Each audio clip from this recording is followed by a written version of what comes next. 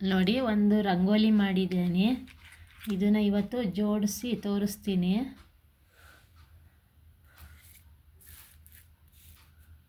ನೋಡಿ, ಈ ಥರ ಬೀಡ್ಸ್ ಎಲ್ಲ ಹಾಕಿ ಶೀಟ್ ಕಟ್ ಮಾಡ್ಕೊಂಡು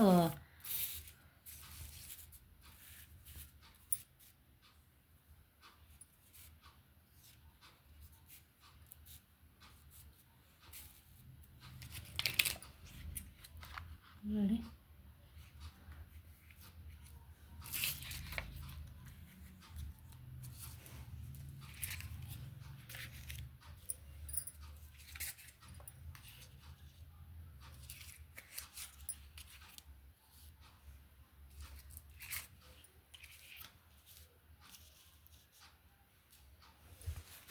ನೋಡಿ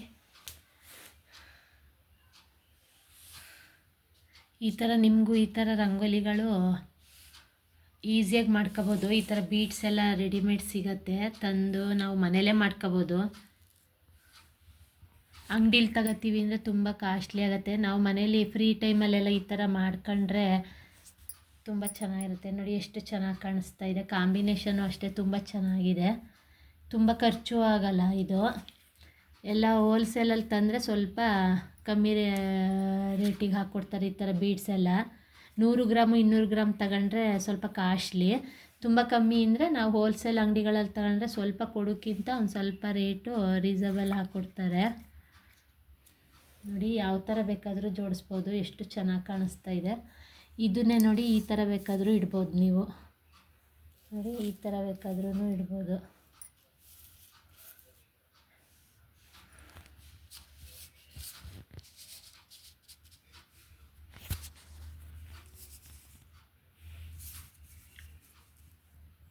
ನೋಡಿ ಎಷ್ಟು ಚೆನ್ನಾಗಿ ಕಾಣಿಸ್ತಾ ಇದೆ.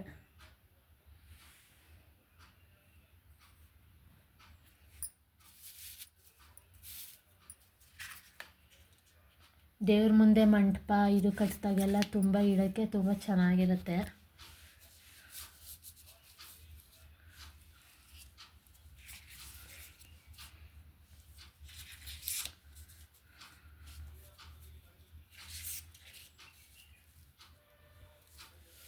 ನೋಡಿ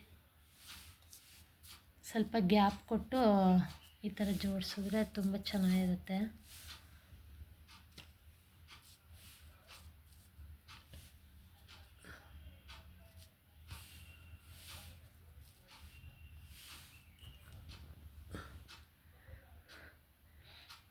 ಇದೇ ಥರ ಹೊಸದೆಲ್ಲ ರಂಗೋಲಿ, ಅಡುಗೆ ಮಾಡೋದು, ಡ್ರಾಯಿಂಗು, ಈ ಥರ ಕ್ರಾಫ್ಟ್ಗಳು ಎಲ್ಲ ತೋರಿಸ್ತಾ ಇರ್ತೀನಿ. ನಿಮಗಿಷ್ಟ ಆದರೆ ನಮ್ಮ ಚಾನಲ್ನ ಸಬ್ಸ್ಕ್ರೈಬ್ ಮಾಡಿ, ಲೈಕ್ ಮಾಡಿ.